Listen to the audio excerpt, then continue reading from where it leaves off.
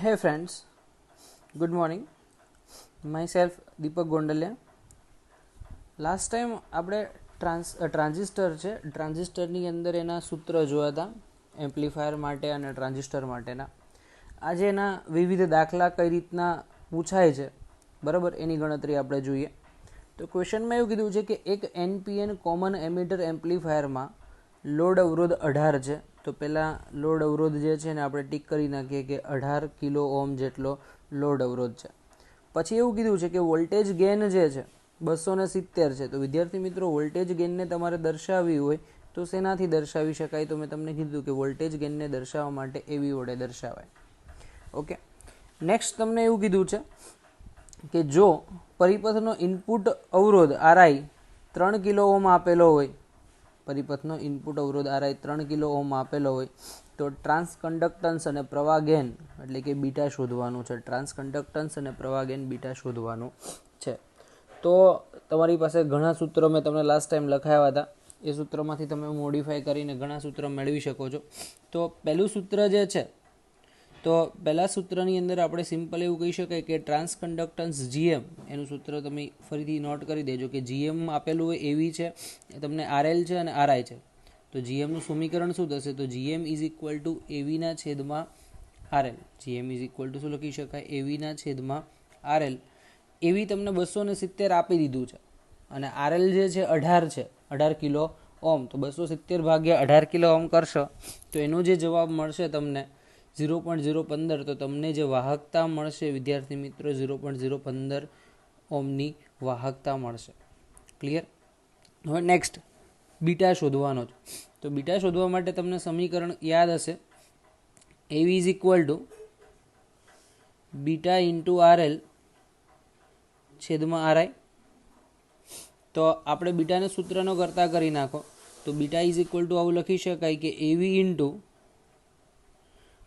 RI છેદમાં RL. શું લખી શકાય? છેદમાં RL. તો બેઝિકલી આ સમીકરણ જે છે એ સમીકરણ તમને અહીંયા ઓલરેડી આપી જ દીધું છે.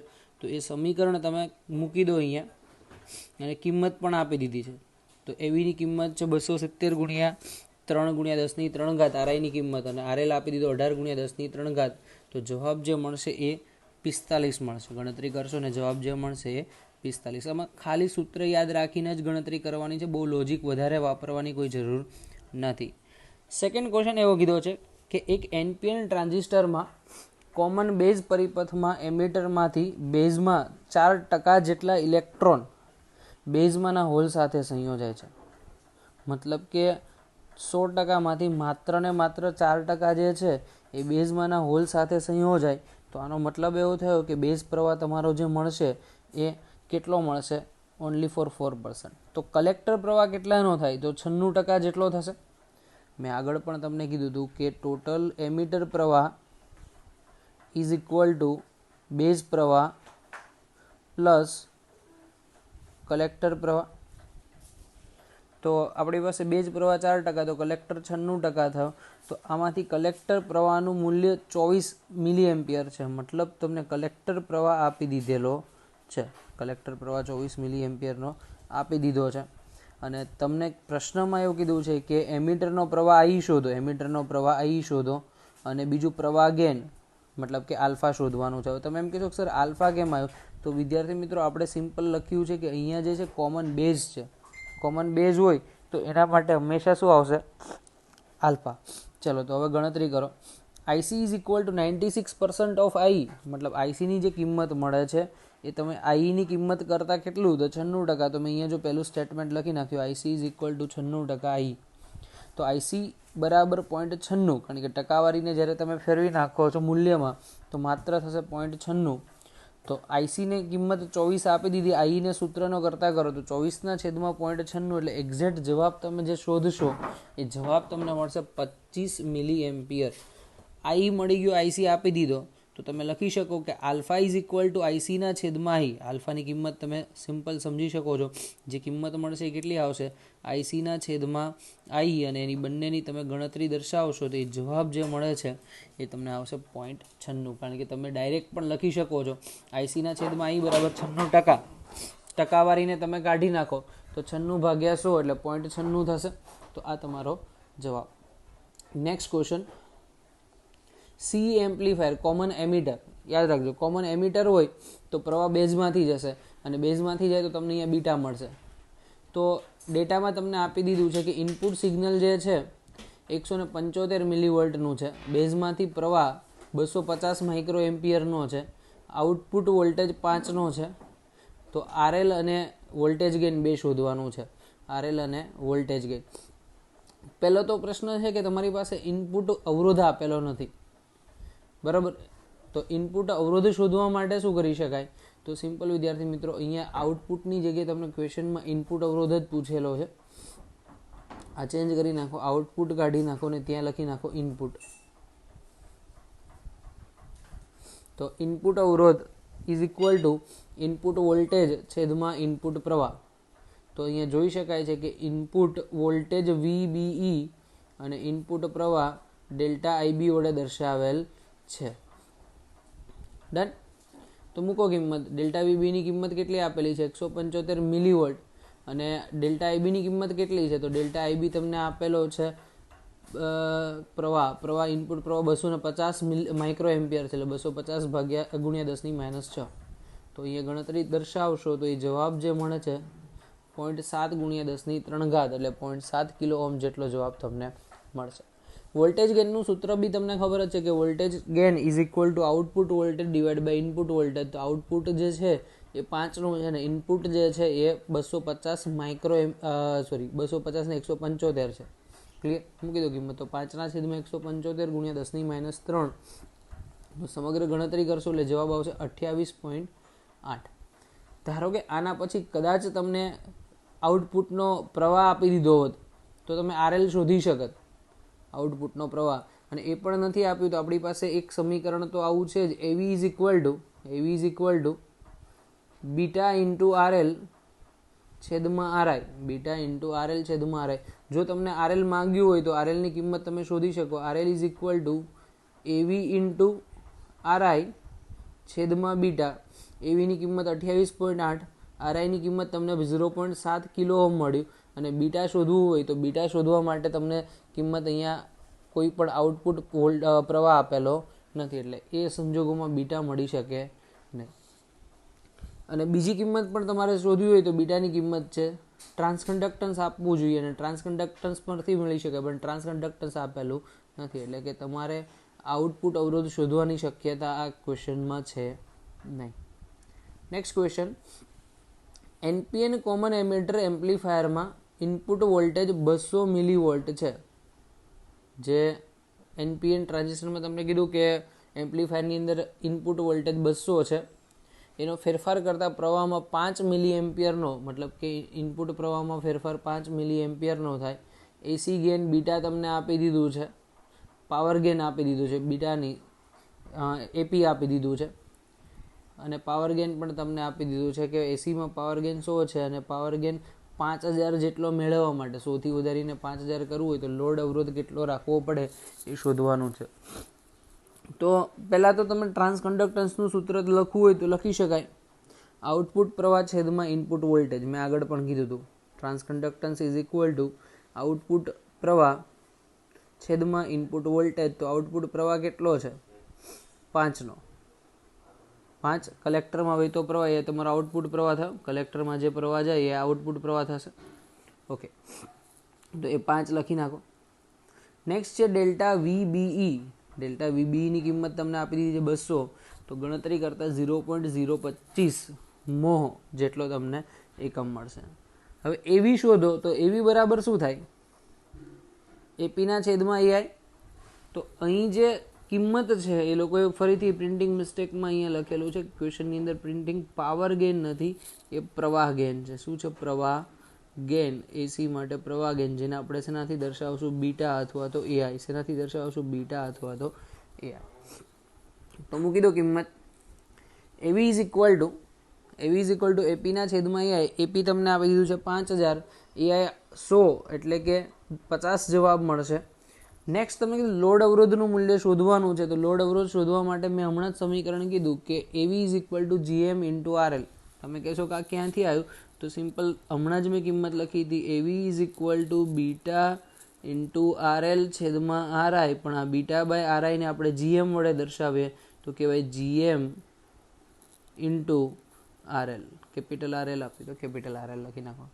તો આરએલના સૂત્રનો કરતા કરો તો એવીના છેદમાં જીએમ, એબી 50, જીએમ 0.025, એટલે આરએલની કિંમત 2000 ઓહમ એટલે કે 2 કિલો ઓહમ જેટલો જવાબ મળશે.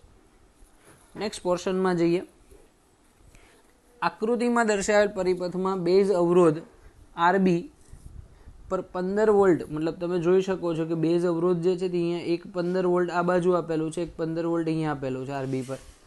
તો 15 વોલ્ટ રાખતા વીબીઈ પર અને વીસીઈ પર બંનેના વોલ્ટેજ શૂન્ય થાય. મતલબ વીબીઈ તમે ગણો તો ધારો કે અહીંયાથી આ બાજુ અને વીસીઈ ગણો તો ધારો કે અહીંયાથી આટલું, એના વોલ્ટેજ શૂન્ય થાય છે. તો અનુક્રમે આઈસી, આઈબી અને બીટા શોધો. આઈસી, આઈબી અને બીટા 3 વસ્તુ શોધવાની છે. તો બે શક્યતા થાય કે પરિપથમાં એક તો ઇનપુટ પરિપથ તમે લઈ શકો આ બાજુનો, આટલો જે છે ને ઇનપુટ પરિપથ, જેને હું માની લો કે આ ગ્રીન કલરની લાઇનથી ડોટેડ લાઇનથી બતાવી દઉં છું આ રીતે. તો સિમ્પલ તમે વિચારી શકો કે ઇનપુટની અંદર તમે સ્ટાર્ટ ક્યાંથી કર્યું? આ પોઈન્ટથી, આરબી પોઈન્ટથી.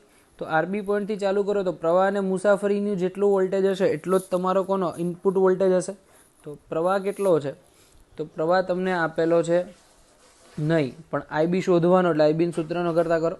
અવરોધ છે 200 કિલો ઓહમ, તો 200 કિલો ઓહમ લખી નાખ્યું મેં. ઇઝ ઇક્વલ ટુ કેટલું થાય? તો 15. તો આઈબીના સૂત્રનો કરતા કરો તો 15 છેદમાં 200 ગુણ્યા 10-3 એટલે કે 7.5 ગુણ્યા 10-5, અને એને પ્રોપરલી ફિગર આઉટ કરી નાખો તો 75 ગુણ્યા 10-6 એમ્પિયર થશે. કેટલું થશે? 75 ગુણ્યા 10-6 એટલે 75 માઇક્રો એમ્પિયર થશે. આ પહેલો પોઈન્ટ. સેકન્ડ પોઈન્ટમાં તમારે આઉટપુટ પરિપથની વાત કરવાની છે. તો આઉટપુટ પરિપથ તમારો અહીંયાથી આ થશે આટલો. ચાલુ ક્યાંથી કરો છો? 15 વોલ્ટની બેટરી, તો એક કોના જેટલું થાય? તો 3 ગુણ્યા ઈ જેટલું થશે. તો જો એ વસ્તુ મેં અહીંયા લખી, 3 ગુણ્યા 10-3 ઇન્ટુ પ્રવાહ જે છે એ પ્રવાહ કલેક્ટરનો હશે, તો આઈસી પ્રવાહ ગુણ્યા 15. તો આઈસીના સૂત્રનો કરતા કર્યો તો કેટલો જવાબ મળશે? આઈસીના સૂત્રનો કરતા કરો તો જવાબ કેટલો? 15 છેદમાં 3 ગુણ્યા 10-3 એટલે 10+3, -3 નથી, કારણ કે કિલો ઓહમ છે તો હંમેશા ઘાત પ્લસમાં જ આવે. અહીંયા જે છે ઘાત ચેન્જ કરી નાખો, અહીંયા પ્લસ કરી નાખો,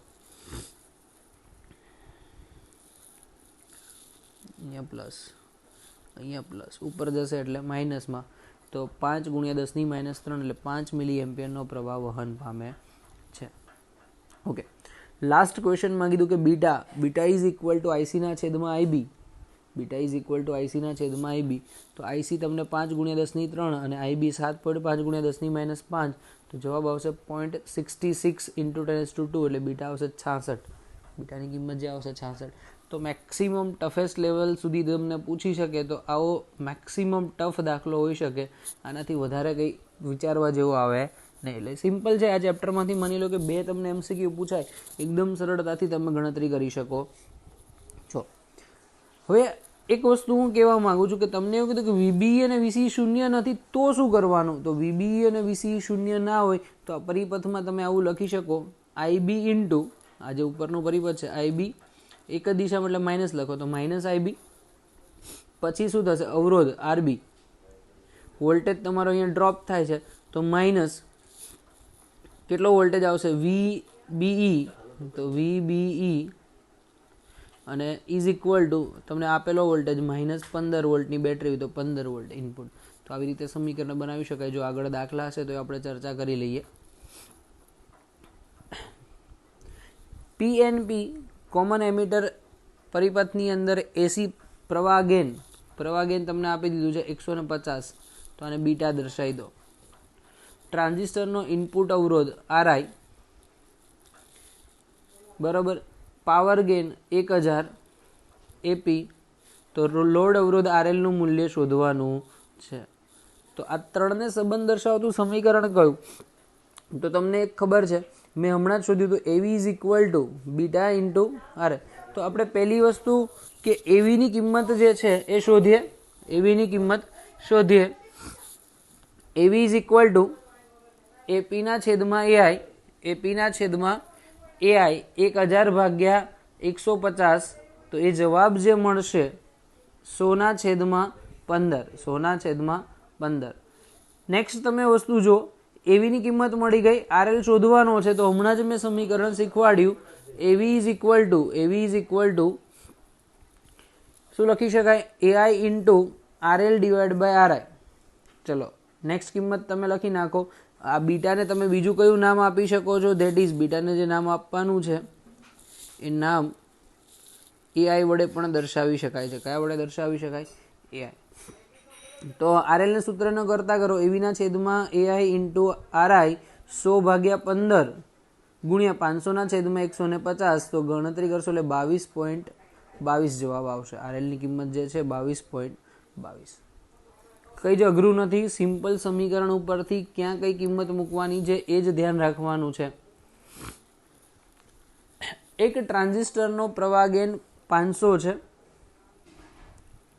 બીટા 500 આપી દીધો છે. કોમન એમીટર તરીકે ઇનપુટ અવરોધ 1 કિલો ઓહમ છે. પછી ઇનપુટ વોલ્ટેજનું મૂલ્ય 0.01 વોલ્ટ છે, તો આ વખતે કલેક્ટર પ્રવાહનું મૂલ્ય શોધવાનું છે, ઇન શોર્ટ આઈસી શોધવાનો છે. તો બેઝિકલી આપણે ગણતરી કરીએ, delta IB is equal to delta વીબીના છેદમાં આરઆઈ. જો ડેલ્ટા વીબી તમને જોઈ શકો છો કેટલી કિંમત આપેલી છે, 0.01, અને ઇનપુટ અવરોધ જે છે 1 કિલો ઓહમ, એટલે ગણતરી કરશો એટલે 10-5, એટલે કે તમને બીટા જે ડેલ્ટા આઈબી જે મળશે 10-5 જવાબ મળશે. ઓકે, હવે નેક્સ્ટ પોઈન્ટ પર જઈએ. બીટાની કિંમત ડેલ્ટા આઈસીના છેદમાં ડેલ્ટા આઈબી, તો ડેલ્ટા આઈસી બરાબર બીટા ઇન્ટુ ડેલ્ટા આઈબી, કારણ કે તમને ખબર કે બીટાનું સૂત્ર તમે હમણાં આગળ દર્શાવેલું, બીટા બરાબર આઉટપુટ પ્રવાહ છેદમાં ઇનપુટ પ્રવાહ. તો ડેલ્ટા આઈસીની કિંમત માપશો તો જવાબ તમને મળશે 50 × 10-5, તો આને 500 × 10-6 ફેરવી નાખો તો 500 માઇક્રો એમ્પિયર. જવાબ શું આવશે? 500 micro ampere. Next question, common base એમ્પ્લીફાયરમાં ઇનપુટ અવરોધ અને લોડ અવરોધ અનુક્રમે 300 અને 244 છે. કોમન બેઝ એમ્પ્લીફાયરની અંદર ઇનપુટ અવરોધ અને લોડ અવરોધ બંને આપી દીધા છે. આરઆઈ પણ આપી દીધો છે, બરાબર, અને સાથે સાથે આરએલ પણ આપી દીધો છે. પ્રવાહ ગેઇન તમને આલ્ફા આપી દીધી છે 0.6. હવે એમ કહેશો કે સર આલ્ફા કેમ? તો યાદ રાખજો, જ્યારે 1 કરતાં મૂલ્ય નાનું હોય ત્યારે આલ્ફા લઈ લેવાનું, જો મૂલ્ય 1થી વધારે મોટું હોય તો બીટા લેવાનું. તો વોલ્ટેજ ગેઇન શોધવાનો છે, તો હમણાં જ સમીકરણ લખ્યું કે AV is equal to RL divide by RI into alpha. તો એવી ઇઝ ઇક્વલ ટુ 24/3, કારણ કે તમે લખી શકો અહીંયા 244 ડિવાઈડ બાયની કિંમત આરએલની કિંમત મૂકી દો, બરાબર. હવે એક્ઝેક્ટલી અહીંયા 244 ને 240 વડે દર્શાવેલું છે, છેદ ઉડાડવા માટે 240/300, એટલે કે 24/3 ગુણ્યા 0.6, એટલે 4.8 જેટલો જવાબ મળશે. જે ગણતરી કરશો એટલે જવાબ કેટલો આવશે? 4.8. નેક્સ્ટ પોઈન્ટ પર જઈએ. અહીંયા કિંમત આખી ચેન્જ કરી દઈએ. જે બીટાની કિંમત છે ને, હંમેશા લોડ અવરોધ ઘણો મોટો મળે, અને જે આવશે 2400. કેટલો આવશે? 2400. તો ગણતરી કરશો એટલે પરફેક્ટ જવાબ અહીંયાથી મળી જશે. નેક્સ્ટ, ટ્રાન્ઝિસ્ટરના કોમન બેઝ એમ્પ્લીફાયરમાં પ્રવાહ ગેઇન 0.5 છે, એટલે ફરીથી તમને અહીંયા આલ્ફા આપી દીધો છે 0.5, અને એમીટર પ્રવાહ 7 મિલી એમ્પિયર છે. એમીટર પ્રવાહ 7 મિલી એમ્પિયર છે, તો આઈ તમને 7 મિલી એમ્પિયર આપી દીધો, તો બેઝ પ્રવાહ આઈબી શોધવાનો છે. સમીકરણ તો ખબર જ છે કે આલ્ફા ઇઝ ઇક્વલ ટુ આઈસીના છેદમાં આઈ. તો આલ્ફા 0.5, આઈસીની કિંમત ખબર છે, ડિવાઈડ બાય આઈ, તો IC is equal two 3.5 milli ampere. 3.5 milli ampere. તો નેક્સ્ટ તમને ખબર કે આઈબી ઇઝ ઇક્વલ ટુ શું લખી શકાય? આઈ માઇનસ આઈસી. તો આ 7 અને પેલું 3.5, 7માંથી 3.5 જાય એટલે 3.5 મિલી એમ્પિયર વધશે. તો તમે લખી શકો બેઝ પ્રવાહ જે મળશે એ 3.5. અને ડાયરેક્ટ પણ તમે ગણતરી કરી શકો કે આલ્ફા પ્રવાહ ગેઇન 0.5 મળે છે, એટલે મતલબ 50% થયું. તો મતલબ કે તમારો એમીટર પ્રવાહ છે એના કરતાં 50% બેઝ હશે, અને 50% કયો પ્રવાહ હશે? એમીટર પ્રવાહ, કલેક્ટર પ્રવાહ. તો 7ના 50% એટલે 3.5 થશે, એટલે બેઝિકલી ડાયરેક્ટ જવાબ તમે લખી શકો 3.5. નેક્સ્ટ પોઈન્ટ છે લોજિક ગેટ. આજના દિવસમાં લોજિક ગેટ જે છે એનો થિયોરિટિકલ કોન્સેપ્ટ આપણે ક્લિયર કરી અને પછી નેક્સ્ટ ટાઈમે લોજિક ગેટના દાખલા અને જેડબલી નીટમાં પૂછેલા ક્વેશ્ચન આપણે જોઈ લઈશું. તો તમને અહીંયા એવું કીધું છે ઓર ગેટ. જે ઓર ગેટ છે તો એના માટે લખી શકાય વાય ઇઝ ઇક્વલ ટુ એ ઓર બી. યાદ રાખજો, ઘણા પ્લસ વાંચે છે, વાય બરાબર એ પ્લસ બી વાંચે છે, પણ આપણે ઓર ગેટમાં જે છે એને ઓરથી જ બતાવવાનું છે. વાય ઇઝ ઇક્વલ ટુ એ ઓર બી, જેમાં બે વસ્તુ એ અને બી બંને એકબીજાને સમાંતર છે. માની લો કે બે સ્વિચ છે, બે બલ્બ રાખું છું, તો એ જ્યારે સમાંતર જોડેલું હોય ત્યારે એમાંથી બંનેમાંથી સમાન વોલ્ટેજ હોય અને બેમાંથી પ્રવાહ પસાર થશે. ધારો કે કોઈ એકને બી બંધ રાખશો તો એક તો ચાલુ જ રહેશે. તો અહીંયા એવું કીધું કે જ્યારે બંને ઇનપુટ 0 છે, બંને ઇનપુટ 0, ત્યારે તમને આઉટપુટ 0 મળશે. પણ કોઈ પણ એક ઇનપુટ ચાલુ હશે, મતલબ હું એને એક બંધ રાખું કે બીને બંધ રાખું, કોઈ બી એક ચાલુ હશે એટલે બંનેમાંથી એકમાંથી પ્રવાહ છે. જો બંને બંધ હશે તો બંનેમાંથી પ્રવાહ પસાર થાય છે. તો ટ્રુથ ટેબલ યાદ રાખજો કે બંને 0 તો જ 0, બાકી કોઈ પણ એક 1 હશે. તમે અહીંયા જોઈ શકો છો કે કોઈ બી એક 1 છે તો આઉટપુટ તમને 1 જ મળશે. સિમ્બોલ 3 સપાટી કર્વેચર, આ 1, આ 2 અને આ 3, ત્રણે 3 સપાટી વક્ર છે, કોઈ સીધી સપાટી જોવા મળતી નથી. યાદ રાખવા માટે નીચે સ્ટેટમેન્ટ લખી દીધું છે. સ્ટેટમેન્ટમાં હું લખ્યું કે જ્યારે બધા જ ઇનપુટ 0 હોય ત્યારે જ આઉટપુટ 0 મળે છે. જ્યારે બધા જ ઇનપુટ 0 હોય ત્યારે જ આઉટપુટ 0 મળે છે. નેક્સ્ટ છે લોજિક ગેટ એન્ડ. પહેલા હતો ઓર, હવે છે એન્ડ. તો અહીંયા શ્રેણી જોડાણ છે. શ્રેણી જોડાણમાં તમને ખબર છે કે જો એક બંધ થશે તો આગળની આખી જ શ્રેણી બધી બંધ થઈ જશે. તો સિમ્પલી તમને અહીંયા કહું કે જ્યારે બંનેને ક્લોઝ કરશો તો જ પ્રવાહ આગળ વધી શકે, બાકી પ્રવાહ આગળ વધી શકે નહીં. તો સિમ્બોલ કઈ રીતે, એક સપાટી કેવી આવશે, અહીંયાથી તમે બનાવો તો એક સપાટી આ કેવી આવશે, સીધી, અને બાકીની 3 સપાટી કેવી છે, વક્રાકાર. એન્ડ ગેટની અંદર એક સપાટી સ્ટ્રેટ અને બાકીની 3 સપાટી વક્રાકાર, એવી રીતે આકૃતિ બનાવવાની થાય, પણ તમારે તો આકૃતિ દોરવાની આવશે નહીં. જો બંને 0 તો 0, બંનેમાંથી એક 1 તો બી 0, પાછું એક 1 તો બી 0. જ્યારે બંનેને ક્લોઝ કર્યા એટલે બંનેમાંથી પ્રવાહ વહે છે, તો એ પરિસ્થિતિની અંદર તમે જોઈ શકો છો અહીંયા તમને આઉટપુટ મળે છે. તો વિદ્યાર્થી મિત્રો યાદ રાખજો કે આઉટપુટ મેળવવા માટે કમ્પલસરી તમારે બંને ઇનપુટ 1 થવા જોઈએ. તો જો અહીંયા સ્ટેટમેન્ટ લખેલું છે કે બધા જ ઇનપુટ જો 1 હશે, બધા જ ઇનપુટ જો 1 હશે તો અને તો જ તમને આઉટપુટ 1 મળશે. નેક્સ્ટ છે નોટ ગેટ. તો નોટ ગેટનું કામ છે ને ઇન્વર્સ ગેટનું છે. ઇન્વર્સ ગેટ મતલબ તમારું ઇનપુટ બદલવાનું. જેમ કે સ્વિચ છે, તમે સ્વિચ ચાલુ કરશો ત્યારે તમારો પ્રવાહ વહે છે. તો એક્ઝેક્ટલી એ ઘટનામાં કેવું છે કે જે સ્વિચ તમે ચાલુ કરો છો એમાં તમારો ઇનપુટ 0 હોય ત્યારે આઉટપુટ 1 મળે છે. તો અહીંયા તમે જોઈ શકો આકૃતિની અંદર સ્વિચ જે છે અહીંયા તમે જોડી દીધી. સ્વિચ જોડો એટલે એને કહેવાય શોર્ટ સર્કિટની કન્ડિશન, અને શોર્ટ સર્કિટની કન્ડિશનની અંદર કહેવાય કે અહીંયા વોલ્ટેજ જે છે બે છેડે સમાન મળશે, એટલે સીધો જ પ્રવાહ ક્યાંથી પસાર થશે, એ શોર્ટ સર્કિટવાળી સ્થિતિમાંથી બલ્બમાંથી પ્રવાહ જતો નથી, અને બલ્બમાંથી પ્રવાહ નથી જતો એટલે સિમ્પલ કહી શકાય કે જો તમે ઇનપુટ 0 આપશો તો આઉટપુટ કેટલું થઈ જશે, 1. ઇનપુટ 0 આપો તો આઉટપુટ 1 થશે, અને જો 1 આપો છો તો 0 થઈ જશે. એટલે ઇન શોર્ટ જે પણ આન્સર છે એનો ઇન્વર્સ કરી નાખે. અને એ જે ગેટ છે એમાં કઈ રીતે બનાવો, તો ત્રિકોણની સંજ્ઞા એની ઉપર એક નાનકડું બબલ બનાવવાનું છે. બબલ મતલબ કે ડોટ બનાવવાનું છે. તો અહીંયા જોઈ શકાય કે ત્રિકોણની આગળ બબલ એ રચના છે ને આપણે નોટ ગેટ વડે દર્શાવીશું. અને નીચે સ્ટેટમેન્ટ લખ્યું છે હંમેશા આઉટપુટ ઇનપુટ કરતાં વિરુદ્ધ મળે. વિરુદ્ધ મતલબ જો 0 હોય તો 1 અને 1 હોય તો 0. નેક્સ્ટ વિદ્યાર્થી મિત્રો વાત કરીએ લોજિક ગેટ નેન્ડ. નેન્ડ જે છે બે ગેટનું કોમ્બિનેશન છે. એક તો નેન્ડને છૂટો પાડો તો એ એન ડી, નેન્ડને છૂટું પાડો તો કયો આવશે એ એન ડી, ક્લિયર. અને બીજો જે છે એન એટલે નોટ ગેટ, એન્ડ એટલે કેટલો છે નોટ ગેટ. તો હું અહીંયા એવું કહી શકું કે નોટ ગેટ અને એન્ડ ગેટનું કોમ્બિનેશન, નોટ ગેટ અને એન્ડ ગેટનું કોમ્બિનેશન જેને કહેવામાં આવે છે નેન્ડ ગેટ. તો આકૃતિની અંદર તમે જો આ એક સપાટી જે છે એ સીધી, અને 3 સપાટી વક્રાકાર અને આગળ એની સાથે નોટ ગેટ જોડેલો છે. બંનેનું કોમ્બિનેશન બનાવો તો સિમ્પલ અહીંયાથી આ રીતે કે આ 3 સપાટી જે છે ને વક્રાકાર સીધી અને એક વક્રાકાર હતી એની આગળ એક નાનકડું બબલ બનાવી દો, અને કહેવામાં આવે છે નેન્ડ ગેટ. હવે જો પહેલાં તો તમને ખબર જ છે કે જ્યારે પણ એન્ડ ગેટનું કામ કરો તો એન્ડ ગેટ કરતાં ઊંધો આન્સર મળે. તો 0 0 હોય ત્યારે 0 મળે. તમે જોઈ શકો હમણાં જ આપણે કીધું બંનેમાં 0 0 ત્યારે 0, પછી 0 1 ત્યારે પાછું 0 અને પાછું 1 0 તો બી 0. પણ બંને 1 હશે તો જ 1 મળે. પણ આ કામ હતું એન્ડ ગેટનું, એના કરતાં ટોટલી વિરુદ્ધ હતો. જોઈ શકો જ્યારે જેટલામાં બી 0 0 0 સિગ્નલ છે ને ત્યાં 1 1 1 થઈ જશે. જુઓ, કારણ કે 0 નું ઊંધું 1, 0 નું ઊંધું 1, 0 નું ઊંધું 1 અને 1 નું ઊંધું 0.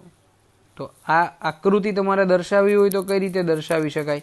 તો તમે જોઈ શકો શ્રેણી જોડાણ છે, એ શ્રેણી જોડાણ પાછું કઈ રીતે? તો એને બલ્બના સમાંતરે. તો એ બલ્બનું સમાંતર એટલે તમારું આ નોટ ગેટનું કામ દર્શાવે છે. તો બેઝિક અહીંયા તમને હિન્ટ આવી રીતે લખેલી છે કે મુખ્ય ઇનપુટ જ્યારે 0 1 કે 1 0 હોય ત્યારે જ તમને આઉટપુટ 1 મળે છે. સિમ્પલ યાદ રાખજો કે મુખ્ય ઇનપુટ એ અને બીમાંથી 0 1 હોય કે 1 0 હોય તો એ પરિસ્થિતિમાં જ તમને આઉટપુટ 1 મળે. એટલે ઇન શોર્ટ હું એવું કહી શકું કોઈ પણ એક સિગ્નલ જો બંધ હશે ને તો જ તમને આઉટપુટ મળશે, બાકી શક્યતા નથી. નેક્સ્ટ, આ આકૃતિ જે છે ને ટોટલી ઉપરની ખોટી આ લોકોએ દર્શાવેલી છે, જેને આપણે સુધારો કરવાનો છે. બરાબર. લોજિક ગેટ નોર એટલે કે ઓર ગેટ અને નોટ ગેટનું કોમ્બિનેશન. તો અહીંયા તો પરફેક્ટલી ઓર ગેટ આપી જ દીધો છે અને આ બાજુ નોટ ગેટ છે. આ બેયનું કોમ્બિનેશન એ તમારો કયો ગેટ થયો? નોર ગેટ. નોર ગેટમાં ઓરનું ઇનપુટ હશે ને એના કરતાં આઉટપુટ કરતાં વ્યસ્ત. તો જો તમને યાદ છે કે ઓરની અંદર તો મેં આવું કીધું હતું કે જો કોઈ પણ 2 0 હોય તો 0 મળે, બાકી બધામાં તો 1 જ મળવાના. તો અહીંયા તમે જોઈ લો આટલાની અંદર તો બધામાં 1 આવે છે.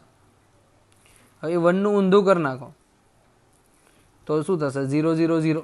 તો તમને એ ઓર બી એનો બાર કરશો, જે નોટ ગેટ છે એને પેલા આપણે દર્શાવવા માટે શેનો સિમ્બોલ છે? બારનો સિમ્બોલ છે. તો એ જે બાર થશે એટલે કે જો 1 હશે તો 0 અને 0 હશે તો 1. તો અહીંયા સુધીનું તો કોમ્બિનેશન ખબર છે કે એ અને બી જે છે કઈ રીતે જોડેલા હતા? સમાંતર. અને એને સમાંતરમાં આપણે શું કરી દીધો છે? એક બાહ્ય અવરોધ જોડી દીધો કે જેમાંથી વિદ્યુત પ્રવાહ વહેતો હશે. તો એ પરિસ્થિતિ તમને અહીંયા આપેલી. તો યાદ રાખજો કે બધા જ ઇનપુટ શૂન્ય મળે તો અને તો જ આઉટપુટ 1 મળે છે. યાદ રાખજો કે બધા જ ઇનપુટ શૂન્ય મળે તો અને તો જ આઉટપુટ 1 મળે છે. Next, logic gate XOR. બે ગેટ તમારે ઇમ્પોર્ટન્ટ છે, XOR અને XNOR. એક ખાસ ધ્યાન રાખવાના છે. આકૃતિ યાદ રહી તો કોઈ વાંધો નથી. તો XOR માટેનું સમીકરણ શું છે? તો XOR માટેનું સમીકરણ છે A bar dot B or A dot B bar. યાદ રાખજો A bar dot B or A dot B bar એના વડે દર્શાવવામાં આવે છે. અને એનું કોમ્બિનેશન તમે કઈ રીતે લખી શકો? તો તમે અહીંયા જો આ બાજુ એનો બાર કરવાનો એટલે એની જોડે નોટ ગેટ જોડી દો. અહીંયા બી અને એનો બાર કરવાનો એટલે બીજો નોટ ગેટ જોડી દો. હવે એ બંનેનું કોમ્બિનેશન છે કોની સાથે જોડેલું? તો એન્ડ ગેટ. તમે વચ્ચે ડોટ એટલે એન્ડ ગેટ. તો એક એન્ડ ગેટ અહીંયા બનાવો, બીજો ગેટ એન્ડ ગેટ અહીંયા બનાવો અને બંને એન્ડ ગેટનું જે આઉટપુટ છે એ કોની સાથે જોડેલું? Or get. તો મેં આગળ ઓર ગેટ. મેન વસ્તુ છે કે આની જે સંજ્ઞા છે, ઘણી વખત તમને ડાયરેક્ટ પૂછે કે આની સંજ્ઞા કેવી મળશે. તો એ સંજ્ઞા તમે જોઈ શકો કે ઓર ગેટ વચ્ચે સ્પેસ અને પછી એક લાઈન ડ્રો કરેલી છે અને એ લાઈન સાથે તમે જોડ્યો છે તો એ તમારો ગેટ XOR મળશે. હવે આઉટપુટની વાત કરીએ તો આઉટપુટમાં એનું ઇનપુટ તમે 0 0 1 1 લખો, બીનું ઇનપુટ 0 1 0 1 લખી શકાય. એ બાર માટે તમે ઇનપુટ જોશો તો એ બાર માટેનું ઇનપુટ થશે 1 1 0 0. એ બાર માટેનું ઇનપુટ તમે જોઈ શકો તો શું થશે? 1 1 0 0. અહીંયા આપણે આપેલું છે. બી બાર માટે 1 0 1 0 થશે. હવે પહેલું કામ છે A બાર ડોટ બી. તો A બાર ડોટ બી માટે અહીંયાથી A બાર લો અને અહીંયાથી બી લઈ લો. તો ડોટની અંદર તમને ખબર છે કે એન્ડની અંદર કે જ્યારે બંને 1 હશે તો જ 1 મળે, બાકી 0 મળશે. તો તમે જોઈ શકો 1 કઈ જગ્યાએ મળે છે? A બાર અને બીની અંદર 1 કઈ જગ્યાએ મળે છે? તો બંનેમાં 1 સિમ્પલ અહીંયા છે. જો બરાબર. તો જો એ તમારો જે આન્સર અહીંયા A બાર ડોટ બીની અંદર 1 અહીંયા, બાકી બધામાં 0 0. હવે A ડોટ બી બાર આપણે જોઈએ ચલો એ ડોટ બી બારની અંદર એ અહીંયાથી લો અને બી બાર અહીંયા લો, તો એમાં 1 ક્યાં છે? તો એ 1 અહીંયા તમે જોઈ શકો છો કે એક 1 અહીંયા છે અને એક 1 અહીંયા છે, તો અહીંયા તમને 1 મળવાનો. તો આ બંને જગ્યાએ 1 1 મળે અને બંનેનું ઓર ગેટ કરી નાખો. ઓર ગેટ એટલે કે 0 1 1 0, આ રીતે તમે દર્શાવી શકો છો. તો બેઝિકલી આનું રિલેશન મને એટલી ખબર પડે છે કે જ્યારે બંને ઇનપુટ શૂન્ય હોય, જ્યારે બંને ઇનપુટ શૂન્ય હોય કે બંને ઇનપુટ 1 1 હોય, બંને ઇનપુટ 1 1 હોય ત્યારે જ તમારો આઉટપુટ 0 0 મળે છે. આઉટપુટ શું મળશે? 0 0. યાદ રાખજો કે બંને ઇનપુટ કાં તો 0 હોય કાં તો બંને ઇનપુટ 1 હોય તો જ આઉટપુટ તમને 0 0 મળશે. બાકી એક ઇનપુટ ચાલુ હશે ને તો આઉટપુટ તો 1 મળવાનો છે જ. હવે લાસ્ટ આજના દિવસનો તમારો ટોપિક લોજિક ગેટ XNOR. તો XNOR એ XOR કરતાં ટોટલી વિરુદ્ધ. તો XOR માં તમે શું લખ્યું હતું? a bar dot B plus a dot B bar, એનો પાછો હોલ બાર, એનો પાછો હોલ બાર. તો તમે અહીંયા હોલ બાર દર્શાવશો તો જવાબ શું થશે? તો જોઈ શકો અહીંયા a bar or B dot a dot B bar, કારણ કે તમે આ વસ્તુને અહીંયા એક્સપ્લેનેશન આપી તો હું આ લખી શકું છું a બાર ડોટ બી એનો હોલ બાર અને ઓર છે ત્યાં ડોટ આવી જશે અને અહીંયા ફરીથી a બાર ડોટ બી બાર અને આખાનો હોલ બાર. બારનો બાર સેપરેટ આપી દો તો અહીંયા a બારનો બાર એટલે a અને વચ્ચે ડોટ છે તો પ્લસ અને બી બાર થઈ ગયો. એ જ રીતે અહીંયા a બારનો બાર તમે લખી નાખશો તો અહીંયા a બાર નથી એટલે મારી મિસ્ટેક એક થઈ ગઈ, ભૂલથી આ કાઢી નાખું. ઓકે, હવે અહીંયા a અને બી બારનો બાર જે છે અહીંયા a બાર થઈ ગયો અને બી બારનો બાર ખાલી બી થશે તો પ્લસ બી વડે દર્શાવી દો. તો આ તમારું આઉટપુટ અહીંયાથી આ રીતે મળશે.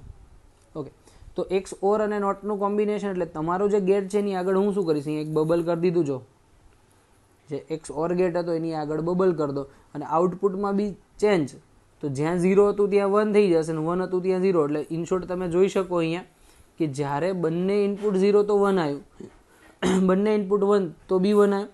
તો યાદ રાખવાનું કે જો બંને ઇનપુટ 0 હોય અને બંને ઇનપુટ 1 હોય તો અને તો જ આઉટપુટ 1 મળે, બાકી શક્યતા નથી. તો વિદ્યાર્થી મિત્રો ખાસ તમારા જે યુનિવર્સલ ગેટ 3 છે, બરાબર, sorry universal gate 2, NAND gate જે છે અને NOR ગેટ, એ બે ખાસ ધ્યાન રાખો ને બીજા બે ગેટ જે છે એ XOR અને XNOR એ બંને ધ્યાન રાખજો. જે ઘણી વખત તમને એક્ઝામની અંદર પૂછે છે એના આઉટપુટ તમને યાદ રાખવાના છે. તો wish you all the best, good luck, જય હિન્દ, જય ભારત.